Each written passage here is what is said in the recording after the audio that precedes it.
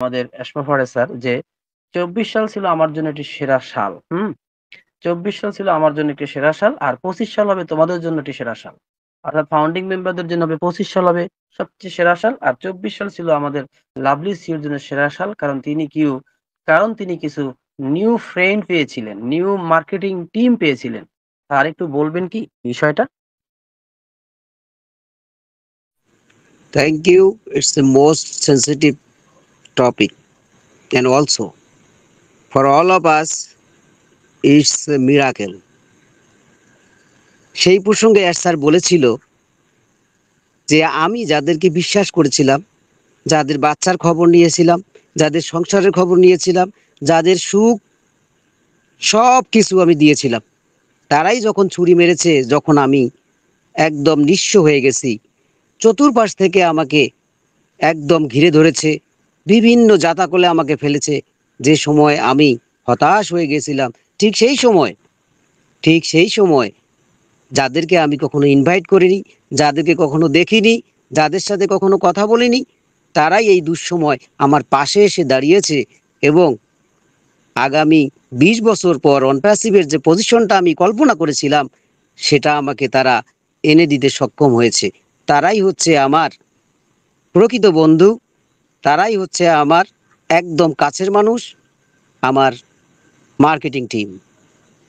এই মার্কেটিং টিমের যে সদস্যরা রয়েছেন, তাদের হয়তোবা দুই একজনকে, বা এই দুই একজন হয়তোবা প্রথম থেকে অনপ্যাসিভে রয়েছেন, কিন্তু যারা এখানে শেষ পর্যায়ে এসেছেন, সেই সমস্ত মহান ব্যক্তিরা, তারা শুধুমাত্র বিশ্বাস করেছে অনপ্যাসিভের নামকে, বিশ্বাস করেছে আমাকে। আর সেই বিশ্বাস নিয়ে তারা আমাকে যা দিয়েছে, আমি যদি তাদের জন্যে প্রশংসা করি, সমস্ত পৃথিবীর সমস্ত প্রশংসনীয় শব্দগুলো যদি একত্রে করে তাদের প্রশংসা করি, সেটাও আমার কাছে নগণ্য মনে হবে। সেই সমস্ত বন্ধুরা যারা আমার দুঃসময়ে আমার পাশে এসে দাঁড়িয়েছে, আমাকে নতুন করে স্বপ্ন দেখিয়েছে, নতুন করে আত্মবিশ্বাস আমার বাড়িয়ে দিয়েছে, যা ইতিপূর্বের যাদেরকে আমি বিশ্বাস করেছিলাম, তারা আমার দিন দিন আত্মবিশ্বাসকে একদম নিম্ন স্তরে নেমে দিয়েছিল। আর এই টিম আমার আত্মবিশ্বাসকে এত বেশি বাড়িয়ে দিয়েছে, যার কারণে আমি এখন এনি টাইম এই ১৪ লক্ষ মানুষের মুখে হাসি ফুটাতে পারি, এনি টাইম আমি কোম্পানিকে লঞ্চ করতে পারি, সেই সক্ষমতা আমি অর্জন করেছি। যাদের সাথে শুধুমাত্র আমি আমার কোম্পানির ইন্টারনাল ব্যাপার শেয়ার করি, আর কারো সঙ্গে আমি এই ইন্টারনাল ব্যাপার শেয়ার করি না, তারা হচ্ছে মার্কেটিং সেক্টরের একদম ডাইনামিক, লেটেস্ট আমার যেমন সুপার এআই, তেমনি তারাও হচ্ছেন সুপার ডাইনামিক, তারা হচ্ছে একটা ডায়মন্ড। তারা আমার, শুধু আমার জন্য নয়, পুরো আমার এই ১৪ লক্ষেরও বেশি কমিউনিটিকে, যারা স্বপ্ন পূরণের লক্ষ্যে কাজ করে গিয়েছে, এখনও কাজ করে যাচ্ছে, নিরলসভাবে কাজ করে যাচ্ছে, যাদের সঙ্গে এখনও আমার সাক্ষাৎ হয়নি, আমি তাদের সাথে সাক্ষাৎ করার জন্যে খুব এক্সাইটেড হয়ে আছি। কখন তাদেরকে আমি দেখতে পাবো, কখন তাদের নাম প্রকাশ করতে পারবো। আমি তাদেরকে বলেছিলাম যে তোমাদেরকে আমি পরিচয় করে দেই ভাই। তারা বলেছে না, এখনো সময় হয়নি। তাই আমি এখনো তাদেরকে কারো সামনেই নিয়ে আসিনি। আমি তাদেরকে সামনে তখন নিয়ে আসব যখন তাদের ভ্যালু আমি ক্রিয়েট করতে পারবো। তার মানে কি, যে তারা যে আমাদের জন্য কাজ করেছেন, ওনারা এতটাই সম্মানীয় ব্যক্তি, স্যার যাদেরকে ডায়মন্ড উপাধি দিয়েছেন, সুপার মার্কেটার হিসেবে যাদেরকে আখ্যায়িত করেছেন, যাদের সঙ্গে সবকিছু শেয়ার করতেছেন, কখন কি হচ্ছে, কোথায় কি হবে, কোথায় কি করলে ভালো হবে, যেটা অন্যান্য কারোর সঙ্গেই স্যার শেয়ার করেন না, সেই প্রিয় ব্যক্তিত্ব যারা রয়েছেন, তাদেরকে আমি অন্তরস্থল থেকে ধন্যবাদ জানাই, দোয়া করি। তাদের জন্য আমরা নতুন করে নতুন ফেজে যাওয়ার জন্য স্বপ্ন দেখতেছি। ইনশাল্লাহ উইথিন ভেরি শর্ট টাইমে আমরা সেখানে যেতে পারবো। সেই মার্কেটিং টিমকে স্যালুট। আমরা যারা শুরু থেকে রয়েছি, অনেকেই গর্ব করে বলি ৪ বছর, ৫ বছর, ৬ বছর ধরে আছি, আতুর ঘর থেকে আমরা আছি। তারা অনপ্যাসিভের জন্য কি করেছি নিজেকে প্রশ্ন করেন। বিনিময়ে দিয়েছি যন্ত্রণা, বিনিময়ে দিয়েছি অবিশ্বাস, বিনিময়ে দিয়েছি লাঞ্ছনা। কিন্তু শেষ পর্যায়ে এসে তারা আমাদেরকে নতুন করে স্বপ্ন দেখিয়েছে।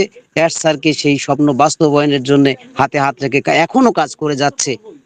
যারা বিভিন্ন জায়গা থেকে, বিভিন্ন জায়ান্ট কোম্পানি থেকে অফার পেয়েছিল 20% শেয়ার, 30% শেয়ার কোম্পানির, 50% শেয়ার দিবে, তারা সেগুলোকে একদম তুচ্ছ মনে করে অ্যাশকে বলেছে আমরা অন প্যাসিভে আছি, এটাই আমাদের ফার্স্ট, এটাই আমাদের লাস্ট।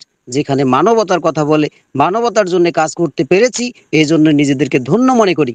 তাহলে তারা কত রিয়েল হার্টেড পিপল, আসুন আমরা মনে মনে তাদেরকে স্যালুট করি। Salute marketing team, salute. আমরা এই জন্যেই এতটাই লাকি পার্সন যে যেখানে কোম্পানি ধ্বংসের দিকে যাচ্ছিল ঠিক সেই সময় আল্লাহ তাআলা তাদেরকে দূত হিসেবে পাঠিয়েছেন এই কোম্পানির জন্য। স্যার সেটাই বলেছেন, এই মার্কেটিং টিমের কাছে উনি চিরঋণী এবং এই মার্কেটিং টিম আমাদের স্বপ্ন বাস্তবায়নের লক্ষ্যে অক্লান্ত পরিশ্রম করে যাচ্ছে। দ্যাটস ওয়াই আমরা সকলেই তাদের কাছে ঋণী। ধন্যবাদ স্যার। এ প্রসঙ্গে আমাদের লাভলি সিও ৩টি অ্যাডজেক্টিভ প্রয়োগ করেছিলেন এই মার্কেটারদের জন্য। বলেছিলেন দে আর মার্কেটার্স, মাস্টার অফ রিক্রুটার্স এবং বলেছিল হেভি হিটার্স। অর্থাৎ ৩টি কথা বলেছেন। তারা হলো রিয়েল মার্কেটার্স, তারা হলো রিক্রুটিং করার অর্থাৎ কাস্টমারকে আনার, তারা হলো কি মাস্টার, এবং বলেছিলেন হেভি হিটার্স অর্থাৎ পৃথিবীকে ঝাঁকুনি তোলার মতো তারা ক্ষমতা রাখে, এবং আরো বলেছেন যে এদের মাধ্যমে আমি সারা পৃথিবীতে মার্কেটিং করতে যাচ্ছি এবং আমি সেই সারপ্রাইজিং ম্যাজিক, যেটাকে বলে কাঠি বা উইজার্ড, আমি পেয়ে গেছি। ধন্যবাদ তাদেরকে। আমার পক্ষ থেকে তাদের প্রতি সশ্রদ্ধ সালাম এবং তাদের প্রতি আমার ভালোবাসা রইলো। আমাদের সকলের ভালোবাসা রইলো তাদের প্রতি। আপনারা এগিয়ে যান। আম এরপরে স্যার আ আরেকটা ছোট্ট প্রশ্ন। কমিশন। স্যার, কমিশন নিয়ে কি বলবেন? অ্যাকচুয়ালি এই কমিশন টাইপটা কোনটা, যেটা হচ্ছে আমরা স্যার, যেটা বোঝার আমাদের জন্য জীবিত যারা সময়ের টিম করেছিলাম, পেন্ডিং উইথড্রয়াল যেটাকে আমরা বলে থাকি। পেন্ডিং অনেকে উইথড্রল, ইয়েস ইয়েস, এই পেন্ডিং উইথড্রলটা নিয়েই কিন্তু সব ঘটনা। অর্থাৎ আমরা সকলেই জানি যে আমরা যখন পে করেছিলাম সেগুলো ছিল থার্ড পার্টির আন্ডারে, সেগুলো ছিল মার্চেন্টের আন্ডারে, এবং সেই টাকাগুলো নিয়ে আমাদের বিশ্বাসঘাতক যারা, তারা কিন্তু চম্পট দিতে চেয়েছিল। তারা অনপ্যাসিভকে ধ্বংস করতে চেয়েছিল। শুধু অনপ্যাসিভকে নয়, স্যারকে পৃথিবী থেকে নিশ্চিহ্ন করতে চেয়েছিল। তারা বিভিন্ন টেকনিকে সেই আমাদের যে ওখানে পারচেস করেছি সেই টাকাগুলো তারা হাতিয়ে নিয়েছিল। এবং আপনারা জানেন কি না আমি জানি না, আমাদের যে মেট্রো স্টেশন, আমাদের যে দুবাই শপিং মল, আমাদের যে বিলবোর্ড, আমাদের যে ইলেকট্রিক বিলবোর্ড, আমাদের যে এয়ারপোর্টে যে বড় একটা এলইডি তে শো করা হয়েছিল, আমাদের যে বুর্জ খলিফায় 2টা ফ্লোর নেওয়া ছিল, সেই ফ্লোরগুলোতে স্যার টাকা পে করার পরেও তারা সেখানে 25% টাকা দিয়েছে, 75% টাকা স্যারের নামে বাকিতে রেখেছিল। কতটা অত্যাচার করেছে, কতগুলো টাকা তারা এখান থেকে মেরে দিছে এবং নিজের অ্যাকাউন্টে সেগুলো তারা নিয়ে স্যারকে সর্বশান্ত করার চেষ্টা করেছিল। কিন্তু আল্লাহ যার সহায় হয়, তার কি কেউ কোনো ক্ষতি করতে পারে? এই টাকাগুলো কোনো এক কারণে উপরওয়ালার ইচ্ছায় সেই টাকাগুলো গভর্নমেন্টের কাছে, দুবাই গভর্নমেন্টের কাছে সেগুলো কিন্তু ফ্রেজ হয়ে যায়, যার কারণে তারা এই টাকাগুলো নিয়ে আর পালাতে পারেনি। যেহেতু তারা অন্যায় করেছে, আমাদের হককে নষ্ট করেছে, আমাদের পাওনা টাকাকে তারা একটা জালিয়াতি করে নিজের পকেটে ঢুকানোর চেষ্টা করেছে, তাদের শাস্তি না হওয়া পর্যন্ত, এই টাকা রিকভারি না হওয়া পর্যন্ত আমরা কিন্তু কোনো কমিশন পাবো না। এবং আমরা যখন নেক্সট ফেজে যাব, তখন আমাদের যে উইথড্রল কমিশনগুলো আমরা দিয়েছি সেগুলো কিন্তু নতুনভাবে সেখানে ইনক্লুড হবে। এতটুকুই জানি, এর থেকে বেশি কিছু বলা যাবে না, কারণ স্যার নিজেই বলবেন, নিজেই এসে ঘোষণা দিবেন। তবে আমরা ততক্ষণ পর্যন্ত টাকা পাবো না যতক্ষণ না, আমি সংক্ষেপে বলতেছি, আমার এখানে বৃষ্টি পড়তেছে, আমি খোলা জায়গায় আছি, তো এখানে কথা হচ্ছে যে আমরা ততক্ষণ পর্যন্ত সেই বোনাসটা পাবো না যতক্ষণ না ওই ওই পাষণ্ড ব্যক্তিদের শাস্তির আওতায় আনা যায়। কারণ আমরা জানি যে যখন একটা কান্ট্রিতে কোনো টাকা পয়সা আটকায় যায়, সেখানে লিগ্যাল ডকুমেন্ট শো করতে হয়। প্রকৃত চোর, যেমন উদাহরণস্বরূপ বলি যে আপনি একটা ব্যাগ টাকা পেয়েছেন, একজন হারিয়েছে তাই আপনি পেয়েছেন, আর সেই টাকাটা যদি আপনি নিকটস্থ থানায় জমা দেন, তাহলে খোঁজ হওয়ার পর উপযুক্ত প্রমাণ দিয়ে কিন্তু সেই টাকাটা তাদের হাতে দেয়া হয়। যদি বোঝেন এখানে অনেক কিছুই বুঝবেন। তো আমাদের অ্যাশ স্যার এই টাকাটা আমাদের টাকা, সেটা অ্যাশ স্যার কিন্তু ওই প্রমাণ করবেন। সে অনুপাতে কাজ করে যাচ্ছেন আমাদের লিগ্যাল টিম। এবং শুধু তাই নয়, যারা এটা নিজের পকেটে নিতে চেয়েছে, যারা আমাদেরকে ঠকিয়েছে, তাদেরকে শাস্তি না দেওয়া পর্যন্ত অ্যাশ স্যার কিন্তু এই টাকাটা আমাদেরকে পে করতে পারবেন না। কারণ ওই চুরি করা যারা টাকা যারা চুরি করেছেন, চোর হিসেবে সাব্যস্ত না হওয়া পর্যন্ত দেশ থেকে কিন্তু কোনো রকম প্রমাণ হবে না যে এই টাকাটা আমাদের। এবং এই টাকাটা চাইলে আর স্যার কিন্তু বলছিল যে চাইলে আমি কিন্তু এই টাকাটা কমিশনের টাকাটা নিজের পকেট থেকে দিতে পারি, এটা আমার ক্ষেত্রে কোনো ব্যাপার না। কিন্তু একটা আইন রয়েছে, যেই আইনে এই যে এতগুলো মানুষের পরিশ্রমের টাকাটা তারা মেরে দিতে চেয়েছে, সেটা যতক্ষণ না প্রমাণ হবে যে এগুলো আমাদের টাকা, যতক্ষণ না প্রমাণ হবে, এই চোররা যতক্ষণ না ধরা পড়বে না, যতক্ষণ না নিজের মুখ থেকে স্বীকার করবে, ততক্ষণ কিন্তু গভর্নমেন্ট রায় দিবে না যে ঠিক আছে তারা দোষী সাব্যস্ত হয়েছে, তাদের শাস্তির আওতায় আনা হবে এবং এই টাকাটা সসম্মানে অ্যাশের কাছে চলে যাবে। ততক্ষণ অ্যাশ আমাদেরকে এই টাকাগুলো ডিস্ট্রিবিউশন করতে পারবে না। দ্যাটস ওয়াই সেই কমিশন আমরা পাবো, কিন্তু সেই কমিশনটা হয়তো বা আমাদের একটু দেরি হবে। এবং যাদের পেন্ডিং উইথড্রল রয়েছে তারা ঘাবড়াবেন না। নতুন ফেজ আসলে যারা আমরা উইথড্র দিয়েছি কিন্তু পেন্ডিং রয়েছে, অর্থাৎ এগুলো থার্ড পার্টির কাছে এখনো যায়নি, সেগুলো কিন্তু আমাদের ওয়ালেটেই চলে আসবে। ওকে, আমি সংক্ষেপে বললাম, বাকি হায়াত ভাই বলে দিবে। ধন্যবাদ স্যার। আপনার ওখানে বৃষ্টি হচ্ছে, আপনি নিরাপদ স্থানে চলে যান, ফাঁকে আমি আর একটু সম্পূরক উত্তর দিয়ে দিই। কমিশন নিয়ে স্যার অনেক কথা বলেছেন যে এটা অনেক বড় একটা বিষয়, অনেক বড় একটা আপডেট ছিল স্যারের পক্ষ থেকে। আমি শুধু সংক্ষেপে এতটুকুই টানছি। তিনি বলতেছিলেন, "শোনো জুলি, শোনো জন হোয়াইট বা সামথিং তোমরা যারা আছো, বব টাকাসু, তোমার যদি $৫ ও পাওনা থাকে, এটা তোমার অর্জন, এটা তোমার পরিশ্রমের ফসল। এটা আমি এশমোফারে আমার জীবন থাকতে বৃথা যেতে দেব না। তবে ওই যে বললেন কমল স্যার, আমাদেরকে অপেক্ষা করতে হবে।" এখন আসেন, এই প্রসঙ্গে স্যার চমৎকার একটা আশার বাণী শুনিয়েছেন আমাদেরকে যে, ব্যাপারটা যদি এরকম হয় যে তুমি এখানে উইথড্রয়াল দিয়েছো, উইথড্রয়াল ধরো তোমার তিনি বলেছেন এমনও আছে যে দেখেছি $১০০ উইথড্রয়াল আছে।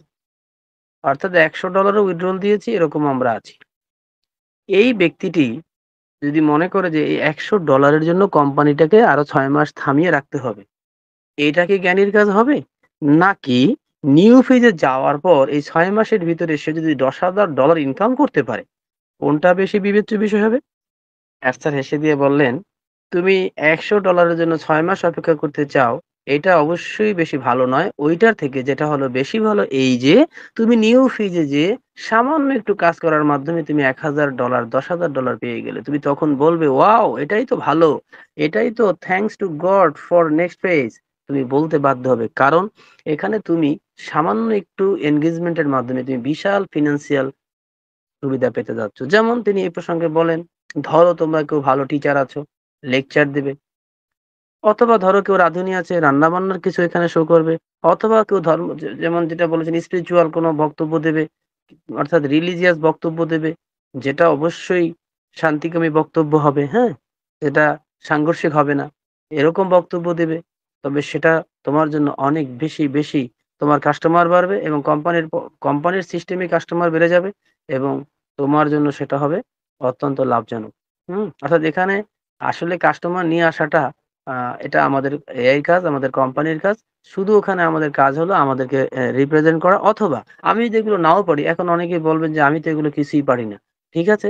আপনি যদি নাই পারেন তাহলে আপনি হয়তো লাইক, কমেন্ট, শেয়ার যেভাবে করতেছেন সোশ্যাল মিডিয়ায় সেই কাজগুলো করবেন। তাও তো এনগেজমেন্ট থাকা হবে। হ্যাঁ? তাহলে এই জিনিসগুলোই আসলে আমাদের ওখানে করতে হবে। এই কমিশনের ব্যাপার নিয়ে আমি একটু এই প্রসঙ্গে টেনে গেলাম। এই ব্যাপারটা স্যার বলছিলেন বারবার। আমার মনে পড়ল তাই আমি ব্যাপারটা বলে দিলাম। আর কমিশনের ব্যাপারে যুদ্ধ চলছে। স্যার থামবে না। আপনারা অপেক্ষা করুন। তবে কমিশনের জন্য স্যার নেক্সট ফেজ এর জন্য মানে যাবেন না, ব্যাপারটা এরকম নয়। কমিশনের জায়গায় থাকবে। কারণ এখানে বলেছেন যে আমার যে বিভিন্ন লোকেশনের অফিসগুলো আছে, তারপর আমাদের কমিশন আছে, আরো আদার্স অনেক কিছু আছে।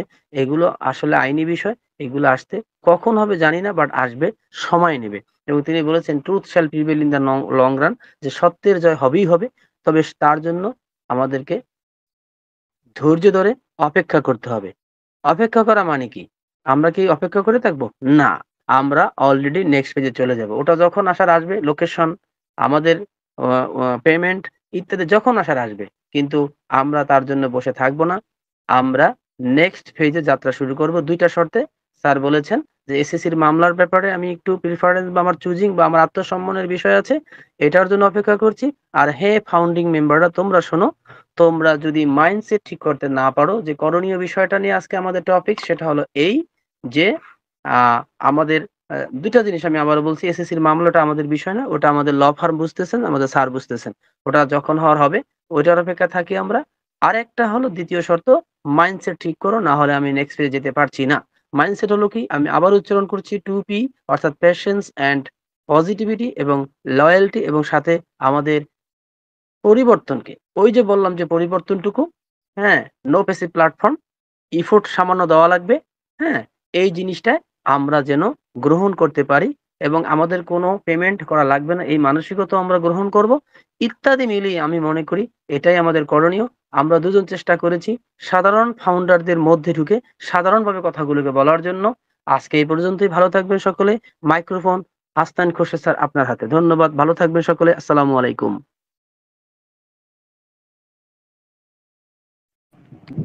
ওয়াও, অসংখ্য অসংখ্য ধন্যবাদ। আমরা সকলেই দুইজন স্যারকে ওয়েলকাম জানাবো, উৎসাহ সবাই মিলে একসাথে। ওয়াও, এক্সিলেন্ট এক্সিলেন্ট, অসাধারণ অসাধারণ। ধন্যবাদ, খুব সুন্দর, খুব সুন্দর, খুব সুন্দর। গুগল দিয়ে দেখতেছে, দেখছেন? রাউন্ড টেবিল আলোচনাটা কেমন হলো? সবাই এক ব্যাখ্যা একটু বলবেন যে আসলে আমাদের এই ধরনের মিটিং গুলো দরকার আছে কিনা। অনেকদিন ধরে চাইছিলাম যে এরকম ধরনের একটা মিটিং হোক। আজকে জনসংখ্যা যেরকম বৃদ্ধি পেয়েছে, প্রত্যেক ওয়েবিনারের হোস্ট ও হোস্ট সবাই আছে, এরকমটাই চাই। সবাই একটু বলবেন একসাথে, চান কি আমি ওকে। মিটিংটাই চাই, এরকম মিটিং প্রয়োজন।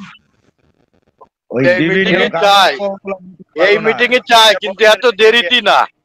আপডেট হওয়ার সাথে ওকে সাথে এই ওকে মিটিং গুলো চাই, এত দেরিতে না। ওকে ওকে, ধন্যবাদ ধন্যবাদ। পর্যায়ক্রমে আমাদের মিটিং গুলি কন্টিনিউ চলবে, আসবে, কোনো সমস্যা নাই। হয়তো ফিডব্যাক বা অনেকে আরো বললে হয়তো বা আরো বেশি আমি খুশি হইতাম। মাত্র কয়েকজন বললেন, আসলে আর বাকিগুলো চান কিনা আমি জানি না বা বলতেছেন না কেন। তো ওকে, আমাদের ওবেস্ট স্কুলের পক্ষ থেকে আগামী বৃহস্পতিবারে আর একটা মিটিং আছে, আপনারা প্রত্যেকে আসবেন, আপনাদের অগ্রিম দাওয়াত থাকলো। ইনশাল্লাহ খুব চমৎকার আলোচনা হবে। তো আমি এতক্ষণ আপনাদের মাঝে সঞ্চালনায় নুর ছিলাম আলম আমার স্যার, ছোট নুর ভাই। আলম স্যার এক জি, মিনিট, নুর আলম স্যার এক মিনিট একটু আপনারা ডিস্টার্ব করতেছি। এই যে আমি বললাম যে দেরিতে না, আরো আগে চাই কেন কোন দিন পায়ে বসে বিভিন্ন লোক ভুল তথ্য দিয়ে বসে। এই কারণে আমাদেরটা যদি আগে হয় তাহলে এই ভুল তথ্য থেকে আমরা অন্তত বিরত থাকতে পারি। এই কারণে বলছি যখন আপডেট হবে বা আমাদের স্যার আপডেট দেবেন তার একটু সাথে সাথে যদি আমাদেরকে এরকম সুন্দর করে হাসান খোরশেদ স্যারের মাধ্যমে গাইড করা যায় তার জন্য ভালো হয়, যাতে আমরা ওই ভুলটা কানের মধ্যে নিয়ে ঝনঝনি ঝনঝনি না করি। হ্যাঁ, ধন্যবাদ স্যার। ইয়েস, একদম রাইট, একদম রাইট, মনের কথা, একদম রাইট।